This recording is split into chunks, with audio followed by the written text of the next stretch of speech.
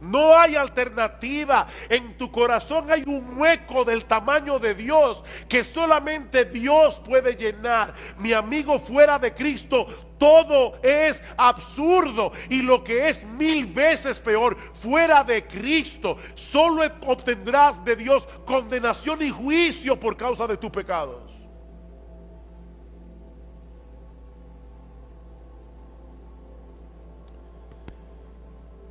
Miren, hermanos, hay frases que en el mundo evangélico se repite tanto y tanto y tanto que se convierten en clichés, y nosotros dejamos de percibir la verdad que hay detrás de esas frases que se repiten una y otra vez.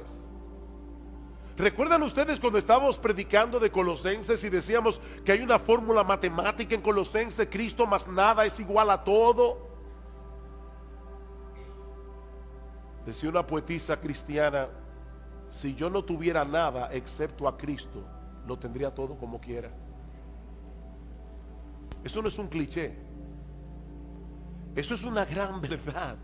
Cristo es el todo en todos. Es Cristo, es Cristo, es Cristo. Mis hermanos, mis amigos que están aquí, el significado de la vida, el propósito de nuestra existencia, todo gira en torno a Él. Él es el centro.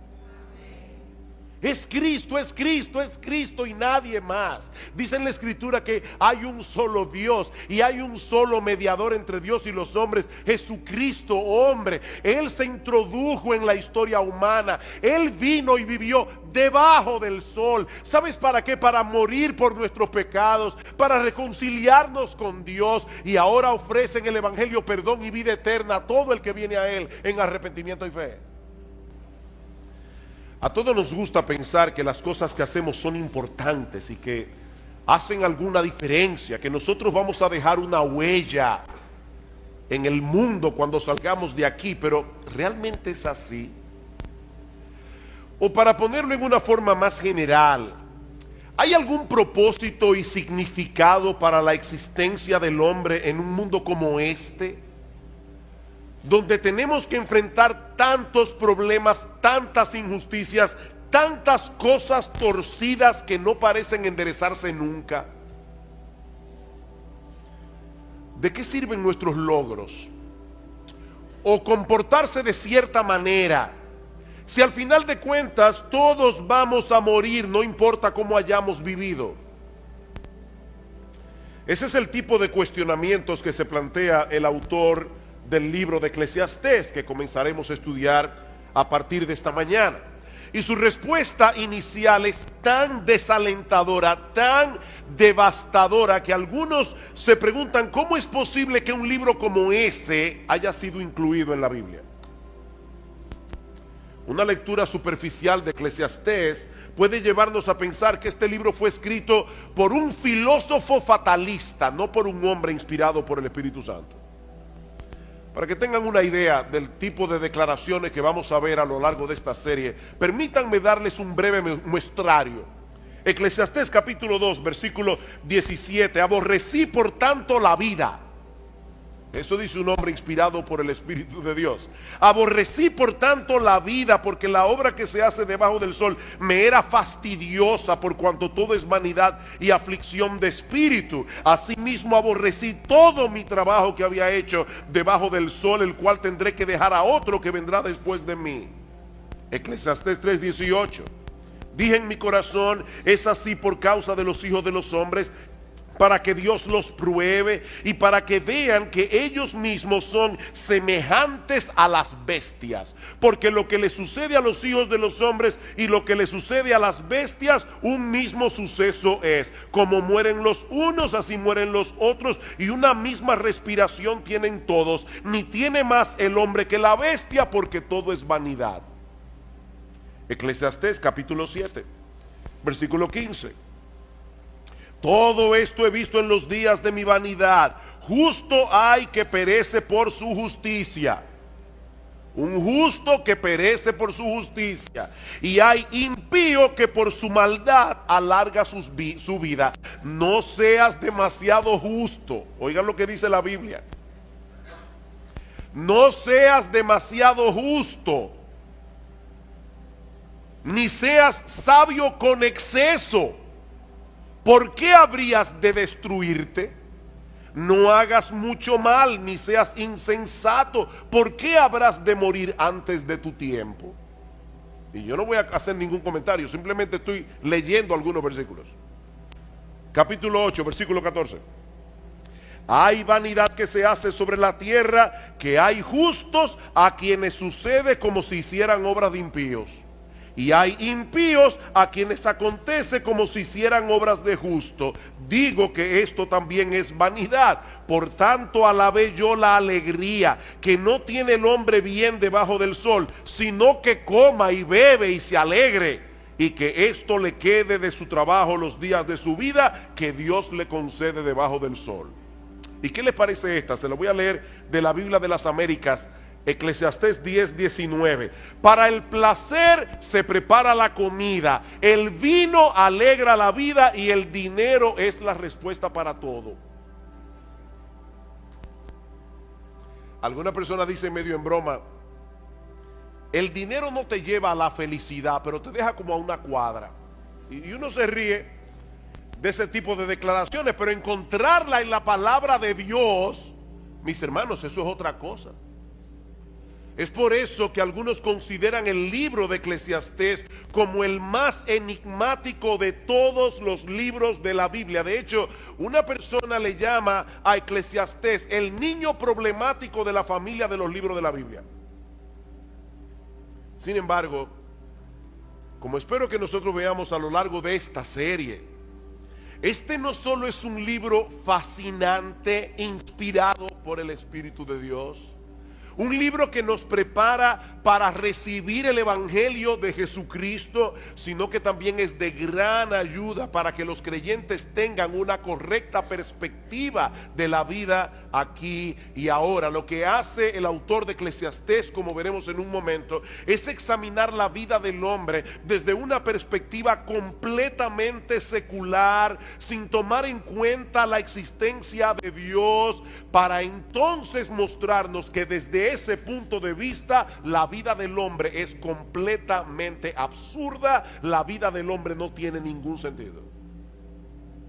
En la mañana de hoy yo quisiera introducir este libro de las Escrituras considerando básicamente tres cosas: su autor, su tema y su propósito. Eso es todo lo que vamos a ver en esta mañana. Veremos el autor de Eclesiastés, el tema de Eclesiastés y el propósito de Eclesiastés. Versículo 1 de Eclesiastés, capítulo 1, versículo 1.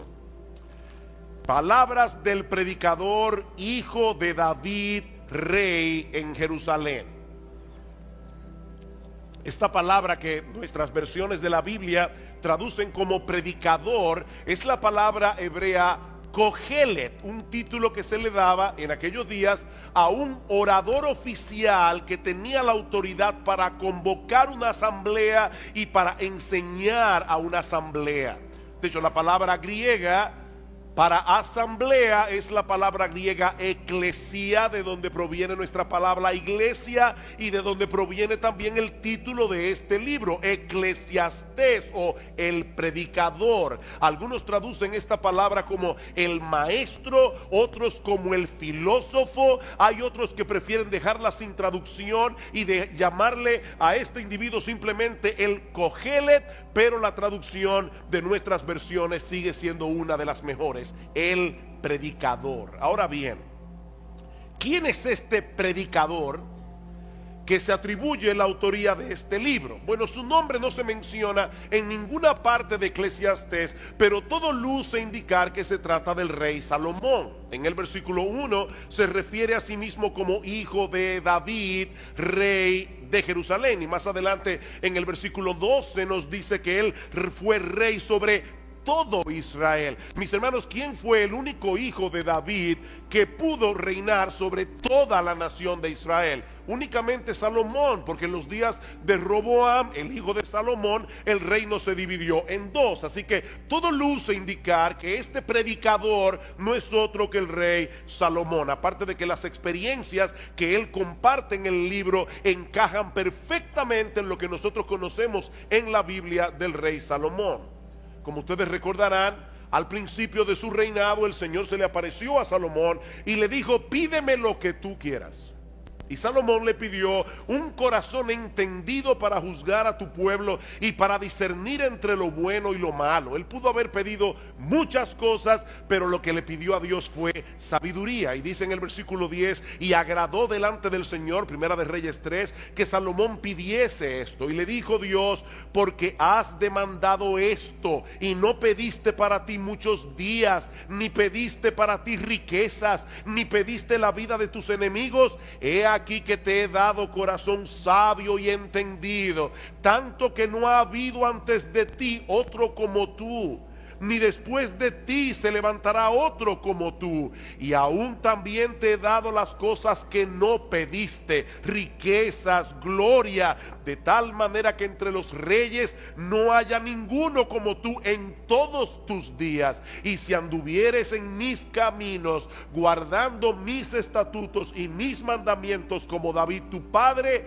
yo alargaré tus días. Lamentablemente, Salomón no permaneció siendo fiel a Dios.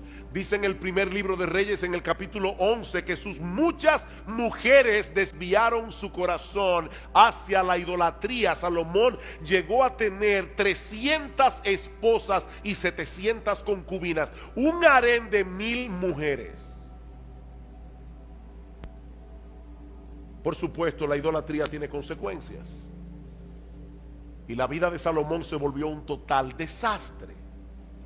Y aunque nosotros no tenemos constancia de que Salomón se haya arrepentido y haya vuelto a los caminos del Señor, el libro de Eclesiastés parece ser su testimonio de arrepentimiento.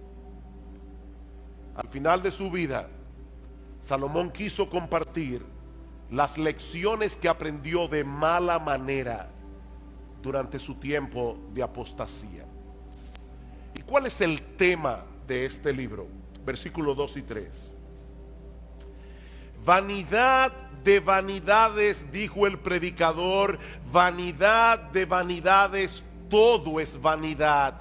¿Qué provecho tiene el hombre de todo su trabajo con que se afana debajo del sol? Y hermanos, esta es una frase clave que se repite 29 veces en todo el libro. Lo que Salomón quiere hacernos ver es que si la existencia humana se limita al aquí, al ahora, si no tomamos en cuenta lo que ocurre del otro lado del sol, cuando partamos de este mundo a la presencia del Señor, entonces nada de esta vida tiene sentido. Vanidad de vanidades, vanidad de vanidades, todo es vanidad. La Nueva Versión Internacional traduce esta frase: lo más absurdo de lo absurdo, lo más absurdo de lo absurdo, todo es absurdo. Y aún otro lo traduce: frustración de frustraciones, todo es frustración. La palabra vanidad también se repite una y otra vez en el libro de Eclesiastés, 38 veces en total, y se refiere a algo que no tiene sustancia, algo inútil, algo sin valor. Mi amigo, si tú dejas a Dios y a la eternidad fuera de la ecuación, lo que te queda es una vida vacía, sin propósito y sumamente frustrante. Salomón parece estar sacando balance aquí, al final de su vida, de todas las cosas que él tuvo la oportunidad de experimentar, cuando Dios dejó de ser relevante para él, y el resultado final fue menos que nada. Vanidad de vanidades. Los judíos empleaban ese tipo de expresiones cuando querían enfatizar una idea, como cuando nosotros decimos rey de reyes. Él es el rey que está por encima de todos los reyes, o cantar de los cantares. Es el cantar más extraordinario, es el cantar que está por encima de todos los cantares. Bueno, lo que Salomón nos está diciendo aquí es que no hay una cosa más vana que una vida sin Dios. Eso es lo más vano, ya más vano no se puede ser. Esa es la vanidad de las vanidades. Y lo repite 2 veces: vanidad de vanidades, vanidad de vanidades. Y por si todavía alguien no entendió la fortaleza de su idea, concluye diciendo: todo es vanidad. Todo es vanidad. Eso sería la existencia humana si todo lo que tuviéramos fuera esta vida. Venimos de la nada, somos el producto de un accidente sin propósito, nos dirigimos inevitablemente a convertirnos otra vez en nada. Y entre una nada y otra nada, nosotros tenemos que estar viviendo en este mundo lleno de dificultades, lleno de problemas, donde los momentos de felicidad son muy escasos y muy transitorios. Por eso alguien decía que antes de preguntar si hay vida después de la vida, habría que preguntar si hay vida ahora. No después de la vida, es si hay vida ahora. Un día viene, otro día va, muy similar al anterior, y después de muchos días, la muerte. La pregunta es, ¿para qué afanarse tanto? Si al final de cuentas todos terminamos con las manos vacías. Versículo 3, ¿qué provecho tiene el hombre de todo su trabajo con que se afana debajo del sol? ¿Cuál es tu ganancia? Bueno, mire, yo me conformo con dejar un legado a las generaciones futuras. Genial. Pero ¿de qué te sirve eso a ti? Decía el cineasta Woody Allen: yo no quiero alcanzar la inmortalidad a través de mi obra. Yo quiero alcanzarla no muriéndome. El problema es que no tenemos esa alternativa. No tenemos esa alternativa. Todos tenemos una cita ineludible con la muerte. Y lo que Salomón nos está diciendo aquí es que si contemplamos la vida sin tomar en cuenta lo que trasciende la temporalidad de este mundo, todo se vuelve fatigoso, todo se vuelve frustrante. Eso es lo que él pasa a probar a partir de los versículos 4 al 11, usando algunos ejemplos de la creación y de la experiencia humana. Versículo 4, generación va y generación viene, mas la tierra siempre permanece. Una generación se va levantando, la otra va envejeciendo. Y a veces tenemos la sensación de que algo está pasando, algo está cambiando entre una generación y la otra. Pero esa generación que está surgiendo ahora, mañana estará en el mismo lugar donde nosotros estamos hoy. Cuando yo contaba la historia de la iglesia nuestra, de esta iglesia, siempre decía que nosotros comenzamos un grupito de 12 jóvenes y 3 señoras mayores. Hasta que un día mi esposa me dijo: mi amor, ¿tú te has puesto a pensar que las famosas 3 señoras mayores tienen menos edad que la que tú tienes ahora? Tenían en aquel momento, cuando comenzó la iglesia, menos edad que la que yo tengo ahora. Yo seguía llamándole a una persona mayor, de 40 y pico de años. Claro, yo tenía 22. Y los que se levantarán después de nosotros repetirán el mismo ciclo otra vez. No porque la historia humana sea cíclica, como dicen algunos, sino porque en el fondo el hombre sigue siendo el mismo. Ahora tenemos computadoras, tenemos internet, tenemos muchísimas cosas, pero el hombre sigue siendo el mismo. Escuchen este comentario. Los muchachos de ahora aman el lujo, se comportan de una forma inapropiada, desacatan la autoridad y no muestran respeto hacia los que son mayores que ellos. ¿Verdad que parece una declaración muy actual? Eso lo dijo Sócrates en el siglo V antes de Cristo. ¿Y qué le parece esta de Pedro el Ermitaño? Pedro el Ermitaño nació en el 1050, murió en el 1115. Los jóvenes de hoy solo piensan en sí mismos, no tienen ninguna reverencia hacia sus padres, o los ancianos se impacientan ante toda la restricción y hablan como si lo supieran todo.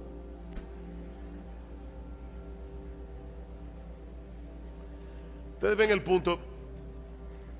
La historia está en movimiento, pero nada cambia en realidad. Nada cambia. Es lo mismo que nosotros vemos en los procesos de la naturaleza.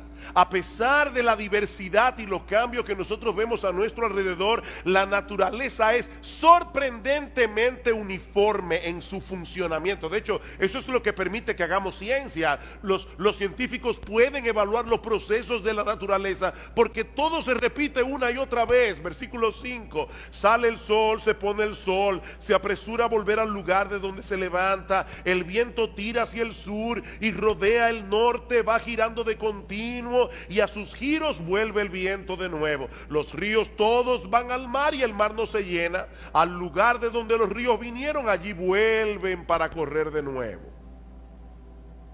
El sol salió esta mañana, se va a poner esta tarde, así será mañana y pasado mañana y dentro de 10 meses y dentro de 100 años. La misma rutina. Y lo mismo ocurre con el viento. El viento se mueve constantemente en una serie de circuitos que nosotros no podemos entender del todo y que tampoco cambiará con el paso de los siglos. El mismo circuito. Todos los ríos desembocan en el mar, pero el mar nunca se llena. Y al lugar de donde los ríos vinieron, allí vuelven para correr de nuevo. La misma cosa una y otra vez. Y esa monotonía de la naturaleza no es otra cosa que un reflejo de la monotonía de la vida humana. En ciencia política hay un principio que se conoce como el gatopardismo, por una novela que se llamó El gato pardo, donde apareció esta frase memorable: si queremos que todo siga como está, necesitamos que todo cambie. ¿Cómo así? Bueno, lo que este principio establece es que los políticos tienen que iniciar constantemente algo que se parezca una transformación revolucionaria, pero dejando en realidad las mismas estructuras de poder, de manera que todo cambia, pero nada cambia. ¿O no es así? Eso es el gatopardismo. Todo cambia, pero nada cambia. Eso es básicamente lo que Salomón nos está diciendo en Eclesiastés. Lo que nosotros vemos en los procesos naturales es lo mismo que ocurre en la experiencia del hombre. Versículo 8: todas las cosas son fatigosas más de lo que el hombre puede expresar. Nunca se sacia el ojo de ver ni el oído de oír. Eso fue cierto en los días de Salomón, lo es en el día de hoy. En la historia de la civilización, el hombre nunca había tenido a su alcance tantas posibilidades de ver y oír cosas diferentes. Hace 200 años, si usted quería escuchar música tocada por una orquesta, usted tenía que ir a donde la orquesta estaba. Ese era un lujo que muy pocas personas podían darse. Hoy día cualquier muchacho tiene a su alcance un montón de dispositivos, de programas, de aplicaciones que le permiten ver y escuchar lo que quiera y cuando lo quiera. iPod, iPhone, iPad, iTunes, MP3, YouTube, SoundCloud, Netflix, Crackle y yo no sé cuántas cosas más.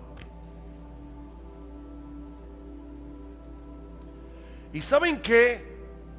No importa cuántas cosas veas, no importa cuántas cosas escuches, nunca te sentirás satisfecho. Nunca te sentirás plenamente satisfecho. Yo recuerdo cuando era niño, a mi padre le encantaba hacernos cuentos árabes. Y yo recuerdo uno en particular donde había un rey que le ofreció la mitad de su reino a cualquier persona que pudiera llevarle algo que fuera más pesado que lo que él tenía en su mano. Y las personas comenzaron a traer cosas pesadas, lingotes de oro cada vez más pesadas, y siempre lo que el rey tenía en la mano pesaba más. Y la gente decía: ¿cómo es posible que este hombre pueda tener algo en su mano envuelto en un pañuelo que pese más que todo lo que nosotros llevamos? Finalmente un sabio que le dijo: lléveme donde el rey. Cuando pusieron el pañuelo en la balanza, este sabio cogió un poco de tierra, lo puso en la otra balanza y la tierra pesó más. Y todos quedaron sorprendidos hasta que él dio la explicación. Lo que hay envuelto en ese pañuelo es un ojo humano. Y el ojo humano no se sacia con nada, pero al final tendrá que contentarse con un puñado de tierra. Nunca se sacia el ojo de ver. Siempre queremos ver otra cosa, escuchar otra música, tener otra experiencia. Lo que ayer me emocionaba, hoy me causa aburrimiento. ¿O no es así? Así como el mar nunca se llena, nuestros sentidos tampoco. Es por eso, hermanos, que la industria del entretenimiento es tan exitosa.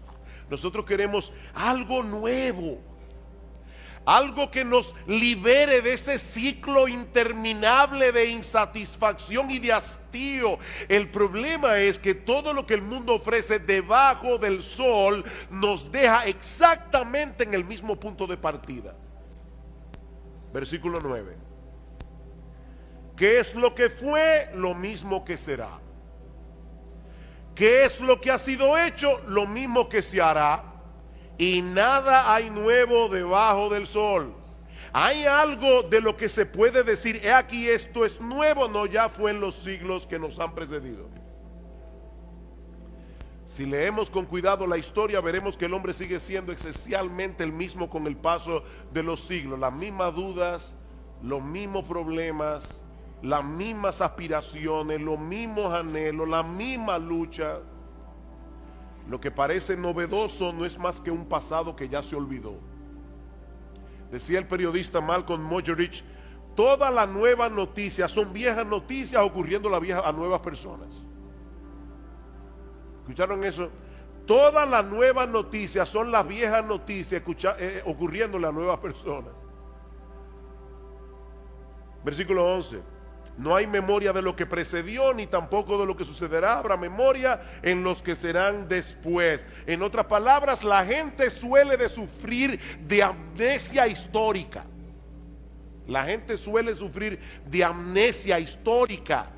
Y eso nos hace creer que algunas cosas son novedosas cuando en realidad no lo son. Generaciones van, generaciones vienen, cada una repitiendo los mismos errores de la generación anterior y creyendo al mismo tiempo que están siendo originales.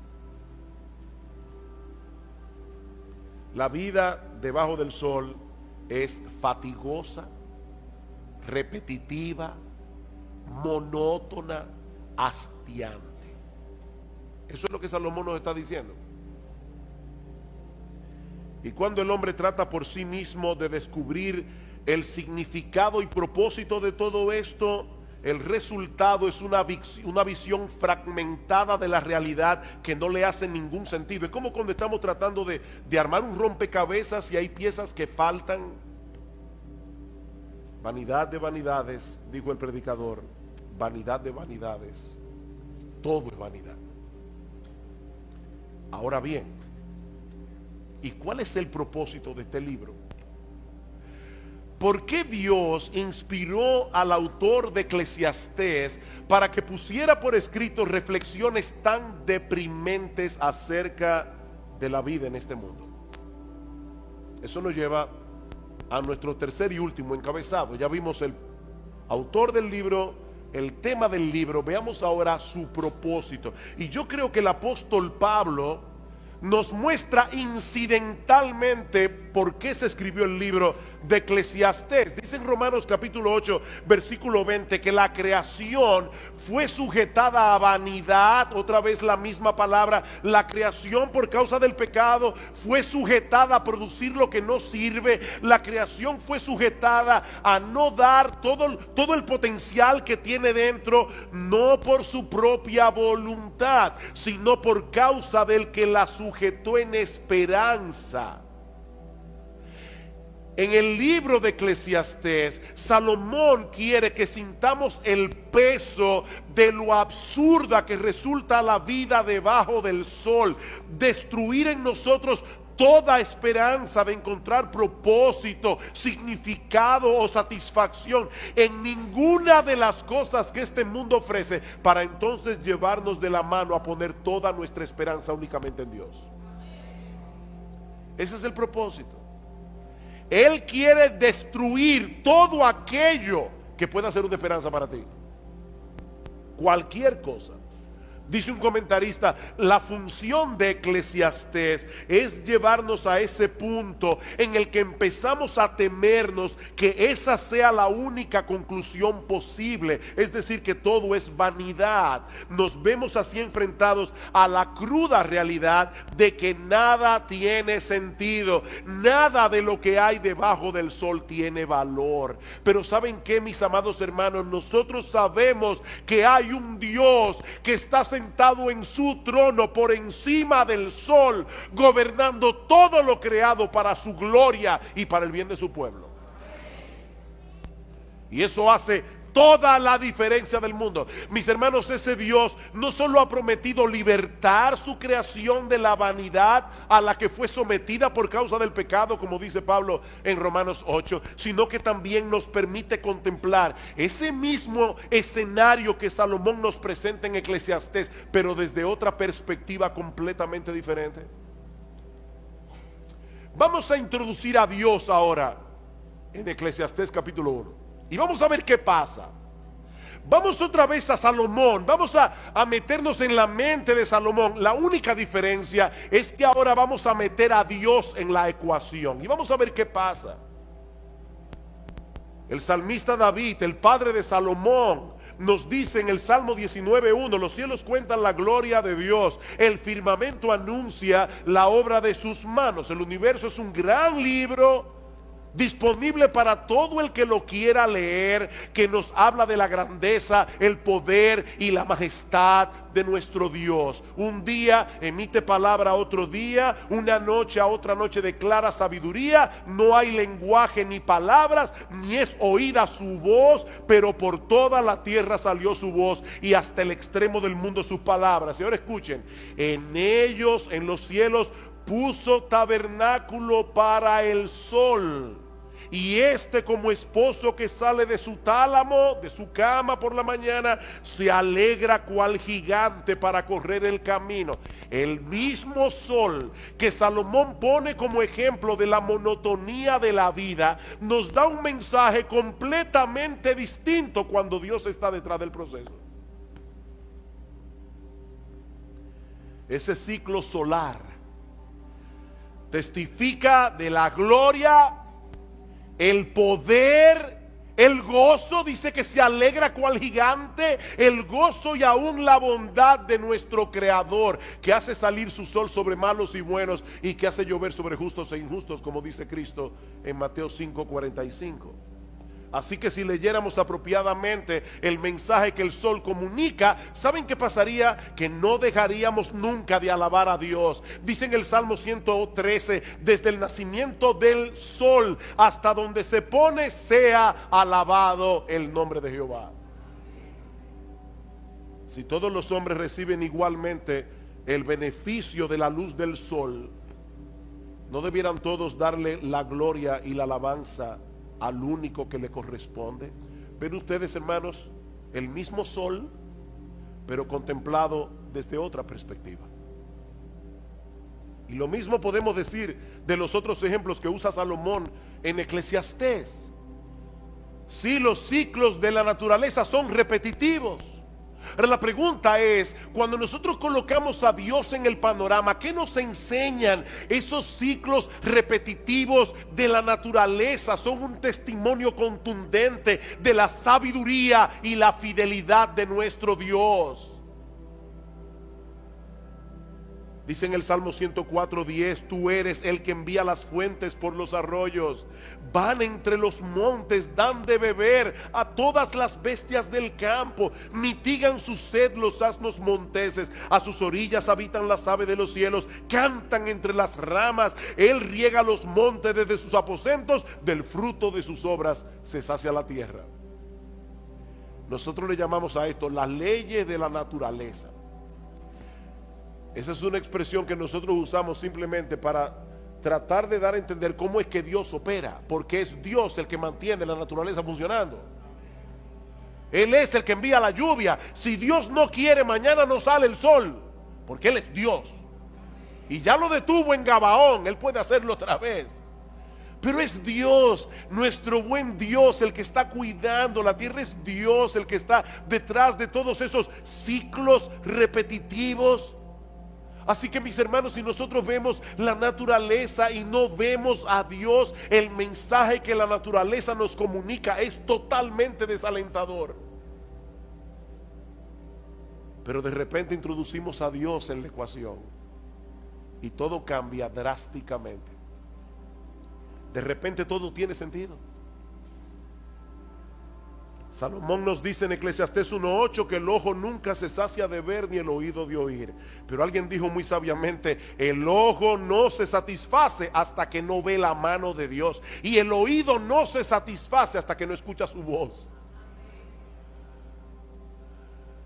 Mis ovejas oyen mi voz, dice el Señor en Juan 10:27, y yo las conozco y me siguen, y yo les doy vida eterna, y no perecerán jamás, ni nadie las arrebatará de mi mano. Yo soy el pan de vida. El que a mí viene nunca tendrá hambre, y el que en mí cree no tendrá sed jamás. Ustedes se dan cuenta, hermanos, del contraste tan marcado que hay entre Eclesiastés y el Evangelio. Por un lado, vanidad de vanidades, todo es vanidad. Por el otro lado, yo he venido para que tengan vida y para que la tengan en abundancia. Juan capítulo 10, versículo 10. Salomón nos dice en Eclesiastés 1:9 que no hay nada nuevo debajo del sol. Y luego pregunta en el versículo 10: ¿hay algo de lo que se puede decir, he aquí, esto es nuevo? La respuesta es: sí lo hay. ¿Hay algo nuevo? Sí lo hay, sí lo hay. Siempre y cuando contemplemos a Dios en el centro de todo. Ese es el punto. Sí lo hay. Hay un nuevo pacto en la sangre del Señor Jesucristo. Dice en Lucas 22:20, un nuevo pacto por medio del cual todos nuestros pecados son perdonados. Un nuevo pacto donde Dios nos concede de pura gracia el don de la vida eterna.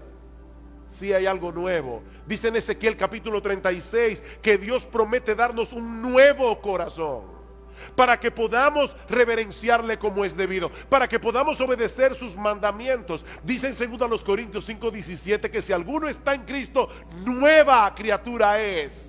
Sí, Salomón, hay algo nuevo. Dios me hizo nuevo, Dios me transformó, Dios me libertó del pecado. Si alguno está en Cristo, nueva criatura es. Las cosas viejas pasaron, y aquí todas son hechas nuevas.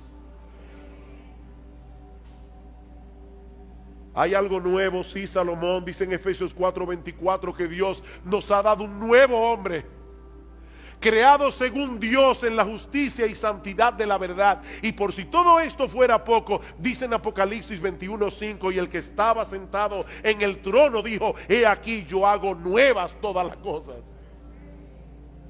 Todas las cosas. Queridos hermanos, algún día todo será nuevo. Algún día todo será nuevo. Esta creación que fue sujetada a vanidad, esta creación que fue sujetada a producir lo que no sirve, será libertada de la esclavitud de la corrupción, dice Pablo en Romanos 8:21, a la libertad gloriosa de los hijos de Dios. En aquel día será eliminado por siempre todo vestigio del pecado en nosotros y en lo creado. Y ¿saben qué, mis amados hermanos? Nunca más experimentaremos la frustración y el hastío que muchas veces experimentamos en este mundo caído, aún los cristianos. O tú nunca te aburres, tú nunca te hastías, nunca te sientes frustrado.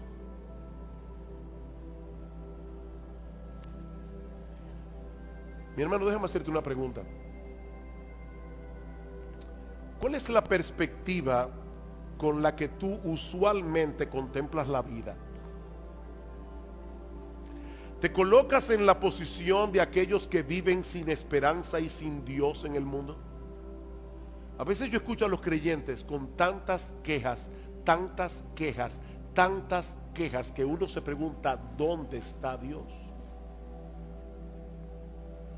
¿Dónde está Dios? ¿Cuál es tu perspectiva de la vida, mi hermano? ¿Eres tú de aquellos que aún siendo cristiano, redimido por la sangre del Cordero, contemplan la vida desde la perspectiva de aquellos que viven sin esperanza y sin Dios? ¿O te levantas por encima de lo que tus ojos ven debajo del sol para contemplar todas las cosas a través de la presencia omnipresente de Dios en el mundo? Miren, hermanos, no hay que ser un incrédulo para perder de vista a Dios. De hecho, en la época de Salomón el ateísmo no se conocía. Eso era algo extraño. Salomón no está diciendo que vamos a contemplar la vida desde el punto de vista del ateo. Basta simplemente con que tú creas en Dios, pero no lo tomes en cuenta. No hay que ser un incrédulo para perder de vista a Dios. Sobre todo cuando las cosas no están saliendo como nosotros quisiéramos. Pero Dios sigue estando en su trono, dando un sentido y propósito a todas las cosas, para que al final de la historia todas redunden para su gloria y para el bien de su pueblo. Miren, mis hermanos, Dios se va a salir con la suya. Nadie puede frustrarlo. Él tiene un plan, y en ese plan nuestro bendito, glorioso, extraordinario, inefable, incomparable, inmutable Señor y Salvador Jesucristo se llevará toda la gloria. Dios amó de tal manera al mundo que dio a su Hijo unigénito. Este es uno de los versículos más conocidos, más memorizados y más citados de toda la Biblia, y es fácil entender por qué. No me viene a la mente otro texto de las Escrituras que en una forma tan breve, tan sencilla, resuma todo el contenido de la revelación bíblica como lo hace este texto. En estos días estuve conversando con un taxista que tenía una Biblia en su carro, y yo le pregunté por qué tenía interés en la palabra de Dios.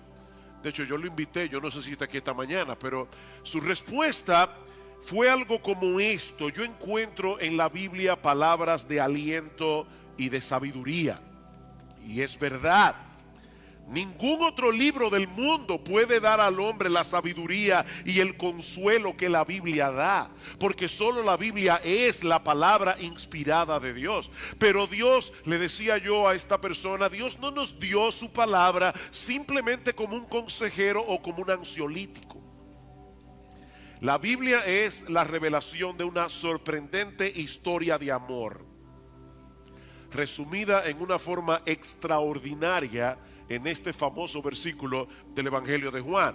Y lo que yo quiero hacer en esta mañana es desempaquetar este texto bíblico y resaltar sus componentes principales para que podamos apreciar en su justa dimensión el inmensurable amor de Dios manifestado a través de la persona y la obra de nuestro Señor Jesucristo. Niños que están aquí, esta palabra inmensurable no es una palabra común. Esta palabra significa algo que no se puede medir. El amor de Dios es inmensurable. El amor de Dios no se puede medir. Y lo primero que Juan nos muestra en este texto, para que podamos ver cuán grande es el amor de Dios, ¿cuál es el objeto de ese amor?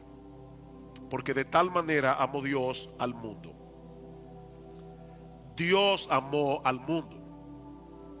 Ahora, muchas personas leen esta declaración como si Juan estuviera diciendo que el amor de Dios es tan grande que abarca a todos y cada uno de los seres humanos que han vivido, viven y vivirán en este mundo. Según algunas estadísticas que estuve leyendo recientemente, en el mundo han nacido hasta la fecha unas 70,000 millones de personas. Y quién sabe cuántas más nacerán antes de que la historia humana llegue a su fin. Pero el amor de Dios es Tan grande, nos dicen algunos, que Él envió a su Hijo a morir por todas y cada una de esas 70,000 millones de personas. Así de grande es el amor de Dios. Y aunque parezca sorprendente que Dios pueda amar a tantas personas, alguien decía que nadie puede ser amigo íntimo de más de 3 personas. Eso es lo máximo de intimidad que uno puede tener, dice una persona, 3. Y esta persona dice, bueno, el amor de Dios es tan grande que abarca más de 70,000 millones de personas. Pero yo no pienso que esa sea la medida que Juan está usando aquí para mostrarnos la grandeza del amor de Dios. No olvidemos, mis hermanos, que ese Dios que amó de tal manera al mundo es infinito y es perfecto en todos sus atributos. Dios no tiene límites de ningún tipo en ninguna de sus capacidades. Dice el profeta Isaías, y hablando obviamente en un lenguaje figurado, que toda el agua de todos los océanos cabe en el hueco de la mano de Dios. Cuando llegue a su casa, trata de ver cuánta agua usted puede poner en el hueco de su mano. Bueno, Isaías dice en Isaías capítulo 40, toda el agua de todos los océanos, de todos los ríos, de todos los lagos que hay en el planeta caben en el hueco de la mano de Dios. De hecho, Él midió el universo con el palmo de su mano. O sea, Dios hace así y ya abarca el universo entero, con todas las galaxias. Y por si todo eso fuera poco, Él conoce por nombre cada una de las estrellas, de cada una de las galaxias, de todo el universo, dice Isaías. Tal es la grandeza de su fuerza y el poder de su dominio. Así que no podemos medir la grandeza del amor de Dios tomando como punto de referencia la cantidad de personas que pueblan nuestro planeta. Eso sería tan sorprendente como el hecho de que un levantador de pesas olímpico pueda levantar un grano de arroz. Esa unidad de medida no es suficiente para medir la grandeza del amor de Dios. Pero no solo eso. Aquellos que interpretan la palabra mundo de tal manera que abarque a todos los hombres que han vivido, viven y vivirán en el planeta sin darse cuenta, y estoy seguro de que sin quererlo, terminan empequeñeciendo y limitando el amor de Dios. Permítame explicar a qué me refiero. Es evidente que no todas las personas del mundo se salvan, ¿verdad que sí? No todo el mundo cree en Cristo. No todo el mundo irá al cielo.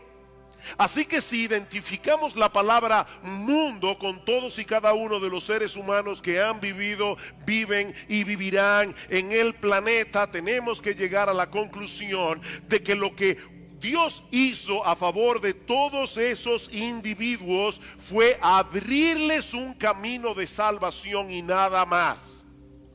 Y luego dejar en sus manos la posibilidad de salvarse. Es como si el texto dijera que Dios amó de tal manera a todos y cada uno de los seres humanos que han vivido, viven y vivirán en este mundo, que dio a su Hijo unigénito para hacer posible que cualquiera de ellos pueda salvarse, pero sin asegurar la salvación de ninguno.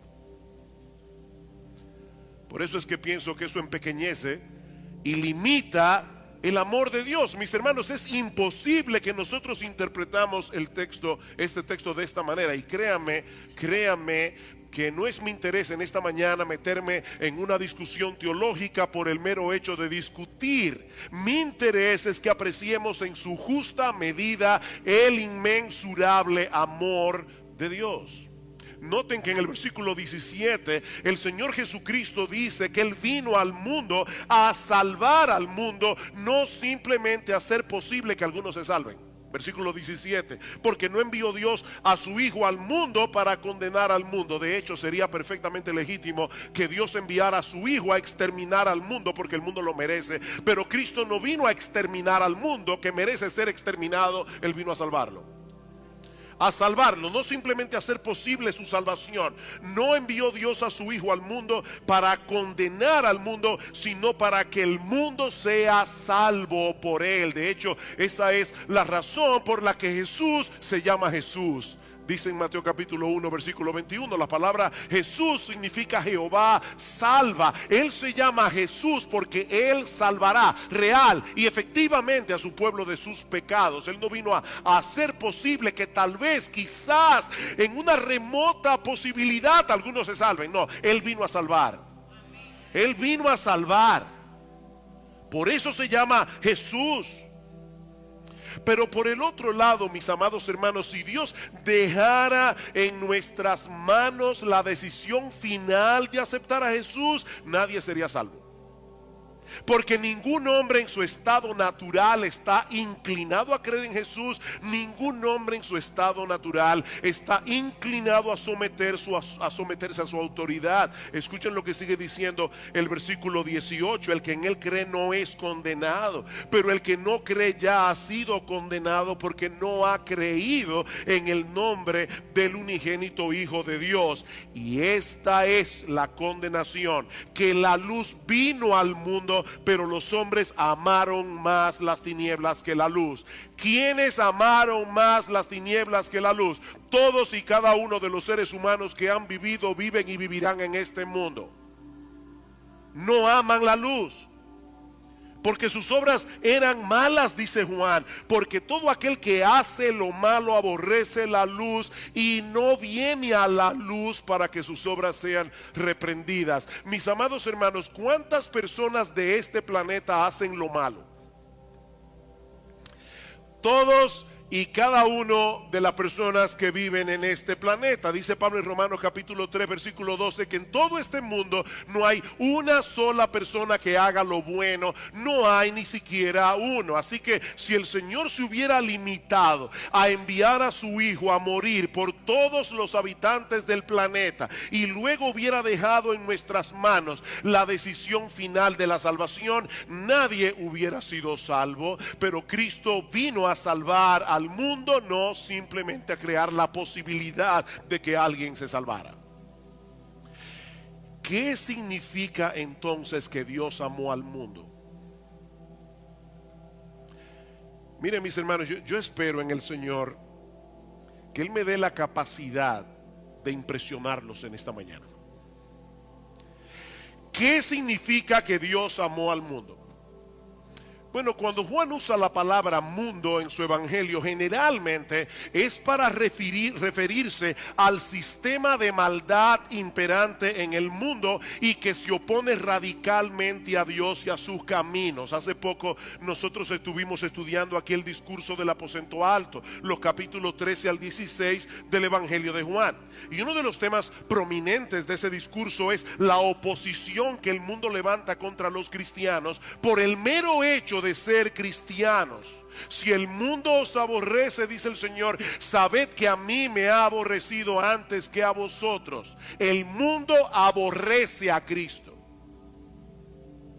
y por consiguiente el mundo aborrece a todos aquellos que siguen al Señor. Pero fue precisamente por amor a ese mundo de maldad, por amor a ese mundo en pecado, por amor a ese mundo que lo aborrece, que Dios el Padre envió a su Hijo. Dice Benjamin Warfield que lo que Juan quiere mostrarnos en este texto no es que el mundo es tan grande que hace falta mucho amor para abarcarlo todo, sino que el mundo es tan malo que hace falta un amor muy grandioso para amarlo en su totalidad y mucho más amor para amarlo tal como Dios lo amó al dar a su Hijo por él. Ese es el énfasis del texto. Ese Dios, sigue diciendo Warfield, cuya santa justicia se inflama de indignación ante la visión de toda iniquidad y cuya absoluta santidad se aparta con horror ante cualquier impureza. Ese Dios ama a este mundo en pecado a pesar de todo. De tal manera que ha dado a su Hijo unigénito para que muera por él. Y eso nos lleva de la mano al segundo aspecto que se resalta en este texto. Y es lo que Dios estuvo dispuesto a hacer por amor a ese mundo pecador. Porque de tal manera amó Dios al mundo que ha dado a su Hijo unigénito. Lamentablemente los editores de la Reina Valera del 60, que la mayoría de ustedes usan, dividieron este pasaje colocando un título entre los versículos 15 al 16. ¿Se dan cuenta? Y eso puede llevarnos a perder de vista el flujo de pensamiento de este pasaje. Pero noten, mis hermanos y amigos que están aquí en esta mañana, que Juan 3:16 comienza con un porque. Un porque de tal manera. Lo que quiere decir que Juan 3:16 está conectado con el diálogo de Jesús con Nicodemo que se relata en los versículos anteriores y sobre todo con los versículos 14 y 15. Nosotros veíamos la semana pasada que el Señor está haciendo alusión en esos versículos a un episodio muy conocido en la historia de Israel para ilustrarle a Nicodemo la naturaleza de su misión en el mundo. En un momento en que los israelitas habían pecado gravemente contra Dios, camino a la tierra de Canaán, fueron castigados por medio de serpientes venenosas que mordían al pueblo. Los israelitas reconocen su pecado y le piden a Moisés que interceda por ellos. Y como respuesta a su oración, Dios le ordena hacer una serpiente de bronce, para que todo aquel que mirare a la serpiente después de hacer mordido fuera librado de los efectos mortales del veneno. Y ahora el Señor le dice a Nicodemo que esa serpiente de bronce levantada por Moisés en el desierto no era más que un símbolo de su propia muerte en la cruz del Calvario. Versículo 14. Y como Moisés levantó la serpiente en el desierto, así es necesario que el Hijo del Hombre sea levantado en la cruz, para que todo aquel que en él cree no se pierda, mas tenga vida eterna. Eso es lo que se supone que celebramos en la Navidad. Que el Rey de Gloria se hizo hombre para asumir nuestra culpa en la cruz del Calvario. El justo murió por los injustos, dice Primera de Pedro capítulo 3 versículo 18. ¿Y por qué Dios envió a su Hijo a morir en una cruz, a convertirse en pecado y en maldición, para echar fuera de nuestras vidas el pecado y la maldición? Porque de tal manera amó Dios al mundo. Esa es la explicación. Es tal la intensidad del amor de Dios que pudo vencer su propia animadversión hacia la pecaminosidad del mundo y entregar lo que Él más ama por un mundo que lo odia. Eso es lo increíble. Dios pudo vencer su propia animadversión hacia la pecaminosidad del mundo y entregar por ese mundo lo que Él más ama a pesar de que el mundo lo odia. Esa es la gran enseñanza de Juan 3:16. Fue por amor que Dios entregó a su Hijo unigénito. Por ese mundo que le dio la espalda. Por ese mundo que pisotea su ley moral constantemente. Miren, mis hermanos, por la forma como el mundo celebra el nacimiento de Cristo en estos días, es obvio que el mundo no entiende qué fue lo que sucedió en Belén hace 2000 años. El mundo no lo entiende. Y Dios sabía de antemano que eso iba a ocurrir. Dios sabía de antemano que el mundo no apreciaría en su justa dimensión la dádiva de su amor, pero aún así entregó a su Hijo.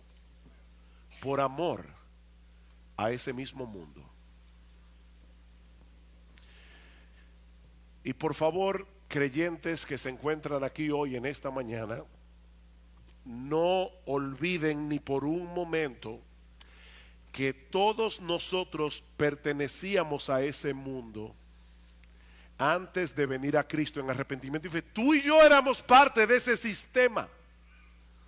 En ese mismo texto que citábamos en Juan capítulo 15, dice en el versículo 19, si fuerais del mundo, le dice Cristo a sus discípulos, si fuerais del mundo, el mundo amaría a los suyos, pero porque no sois del mundo, antes yo os elegí del mundo, por eso el mundo os aborrece. Ustedes también pertenecían al mundo, pero yo los escogí, yo los saqué de ese sistema de maldad para que que sean míos, y es por eso que ahora el mundo los aborrece. De manera, mis hermanos, que la única razón por la que hoy estamos en Cristo y ya no pertenecemos al mundo no es porque nosotros éramos menos malos que los demás, éramos más inteligentes. Cuando nos predicaron el evangelio, de inmediato nosotros captamos la verdad que estaba detrás de ese mensaje y lo abrazamos de todo corazón. No, de hecho es muy probable que la razón haya sido exactamente otra. Dios estaba buscando lo más vil, lo más necio, y te encontró a ti y me encontró a mí. Dice 1 Corintios capítulo 1. No, esa no fue la razón por la que nosotros hoy estamos en Cristo. Nosotros estamos hoy en Cristo porque Dios nos amó cuando nosotros no lo amábamos. Dice en 1 de Juan capítulo 4 versículo 19 que nosotros le amamos a Él porque Él nos amó primero. En otras palabras, el amor de Dios nos conquistó. El amor de Dios venció nuestra hostilidad. El amor de Dios nos atrapó y nos atrajo con cuerdas de amor a la cruz del Calvario. Y Él continuará haciendo eso con muchos otros pecadores hasta que Cristo regrese en gloria, manteniendo abierta la puerta de la salvación de par en par a través de la predicación del evangelio. Y eso nos lleva al tercer elemento que debemos resaltar en este pasaje: la extensión del amor de Dios. Porque de tal manera amó Dios al mundo que ha dado a su Hijo unigénito para que todo aquel... ¿Escuchaste esa frase? Todo aquel, sin restricción, sin importar su condición social, sin importar su condición económica, sin importar su condición educativa, sin importar la raza a la que pertenezca, sin importar los años que tenga, sin importar incluso su grado de pecaminosidad. Todo aquel, el amor de Dios vence todas las barreras, el amor de Dios vence todos los prejuicios, es un amor que no discrimina. Todo aquel, cualquiera que venga será recibido. Óyeme bien, mi amigo, no importa lo que tú hayas hecho, no importa lo que tú hayas pensado y dicho contra Dios, no importa cuántas veces tú hayas rechazado el evangelio. Todo aquel, Cristo dice en Juan capítulo 6 versículo 37 que ninguno que venga a Él clamando por misericordia será echado fuera. Ninguno, ni uno solo.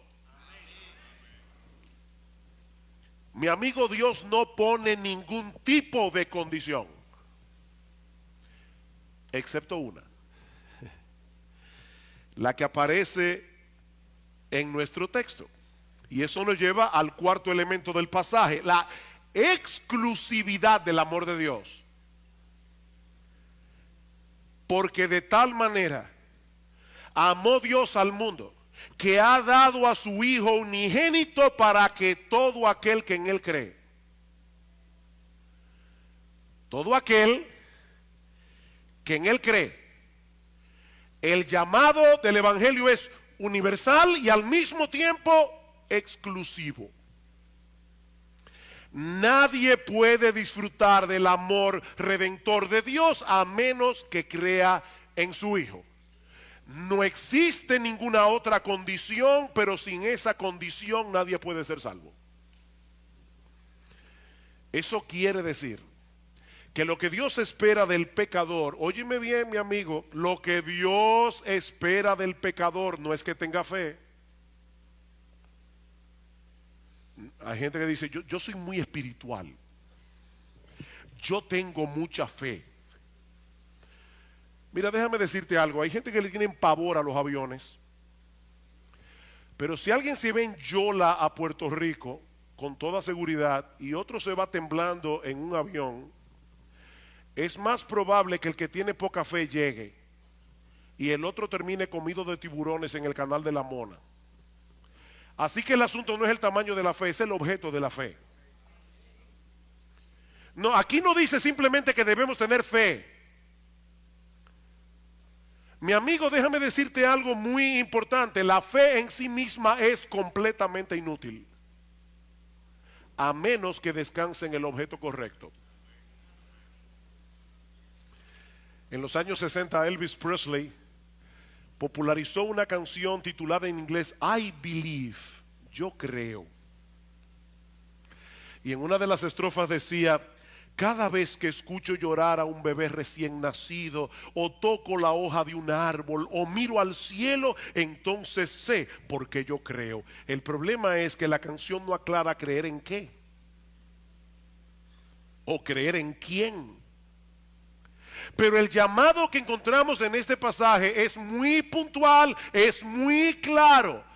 Todo aquel que cree en el Hijo unigénito de Dios. Versículo 14 otra vez: como Moisés levantó a la serpiente en el desierto, así es necesario que el Hijo del Hombre sea levantado, para que todo aquel que en Él cree, no se pierda, mas tenga vida eterna. Porque de tal manera amó Dios al mundo, que ha dado a su Hijo unigénito, para que todo aquel que en Él cree no se pierda, mas tenga vida eterna. Porque no envió Dios a su Hijo al mundo para condenar al mundo, sino para que el mundo sea salvo por Él.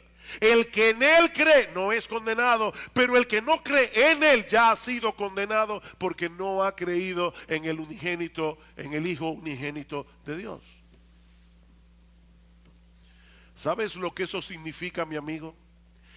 Que si tú estás confiando en Cristo y en tu iglesia, en Cristo y en tu religión, tú no crees en Cristo.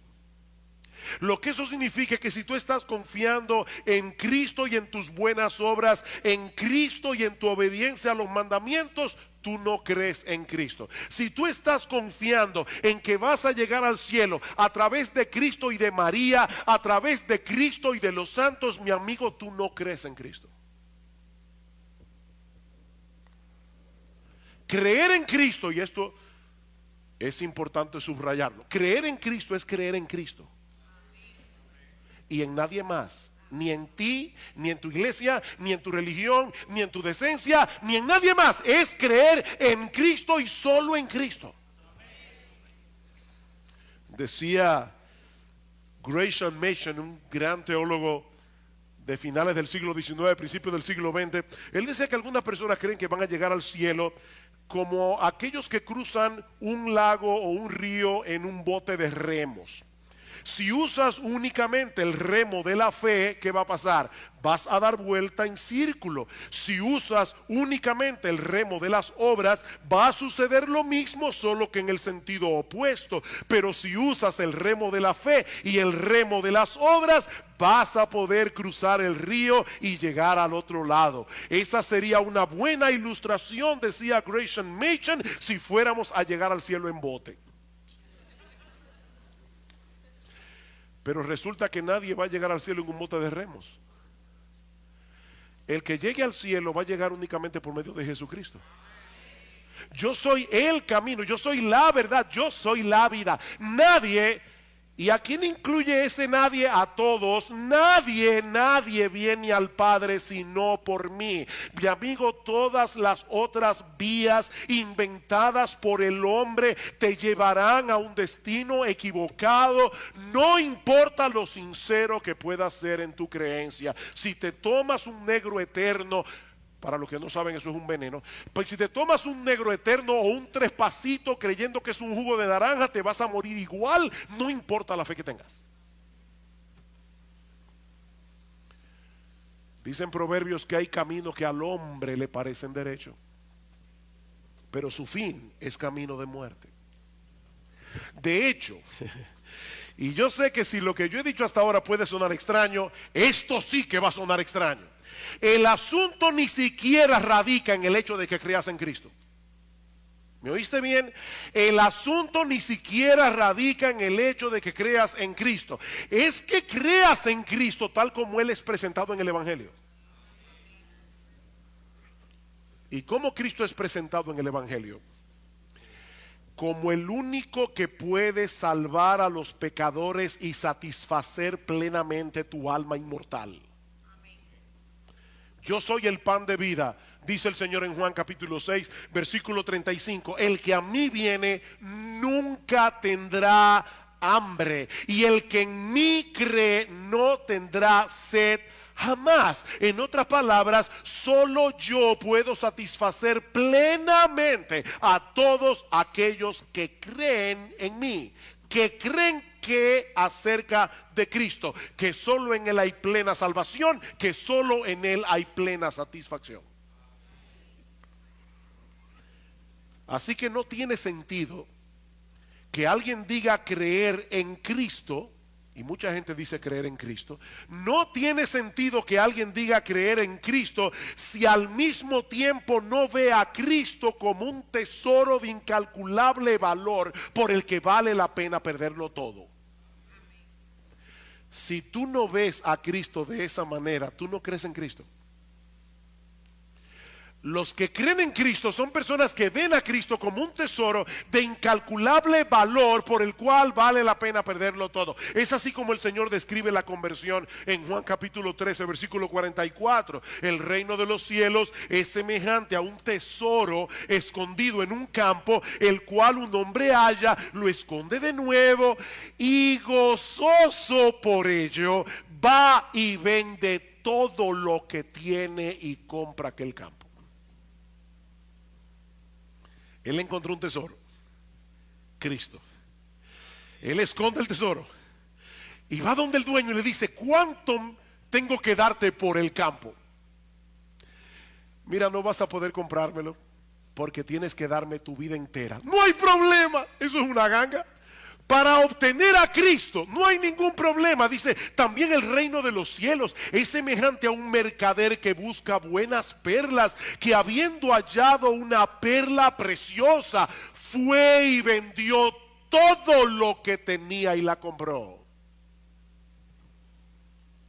A veces uno le está predicando el evangelio a las personas y dicen: ¿y qué yo tengo que dejar para ser cristiano? Mire, cuando alguien le haga esa pregunta, sígale predicando, porque él no ha entendido.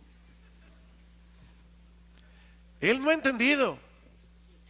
Uno de los grandes problemas de muchos púlpitos en el día de hoy es que llevan a las personas a hacer una decisión por Cristo, pero presentándolo como una especie de póliza de seguro.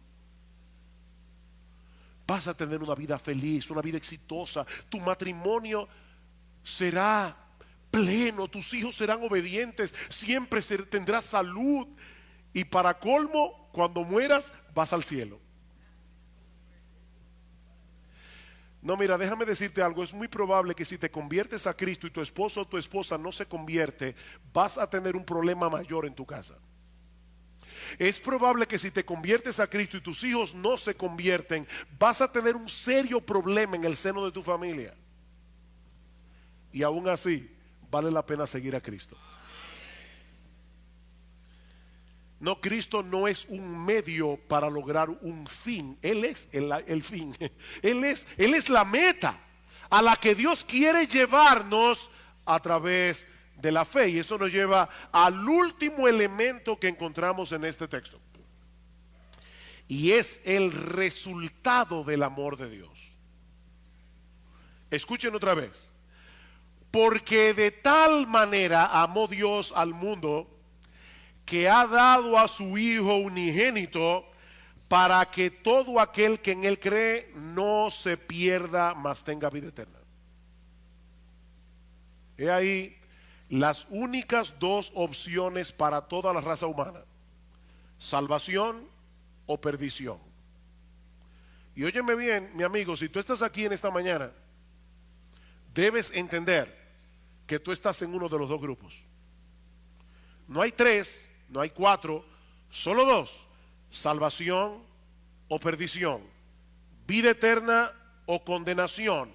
Y lo que hace la diferencia es únicamente la fe en nuestro Señor Jesucristo. Los creyentes no tendrán que enfrentar el veredicto de condenación en el tribunal de Dios, porque hemos confiado en aquel que pagó nuestra deuda muriendo en nuestro lugar en la cruz del Calvario. Pero los que permanecen en su incredulidad no podrán escapar de ese terrible destino, porque el veredicto ya fue emitido en el tribunal de Dios.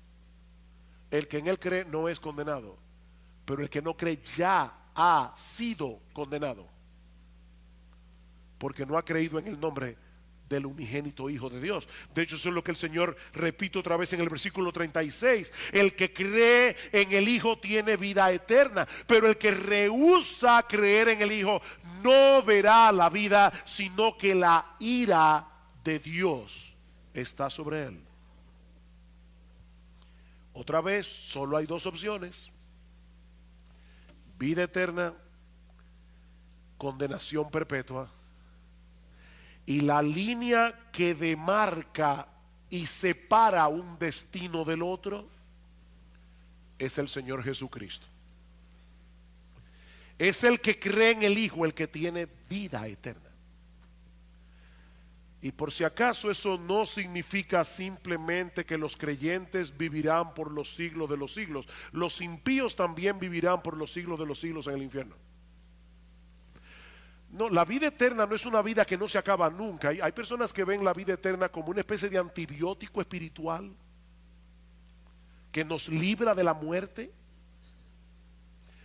No, lo que ese término vida eterna significa es que los que creen en Jesús vivirán en una deleitosa comunión con el Padre y con el Hijo por los siglos de los siglos.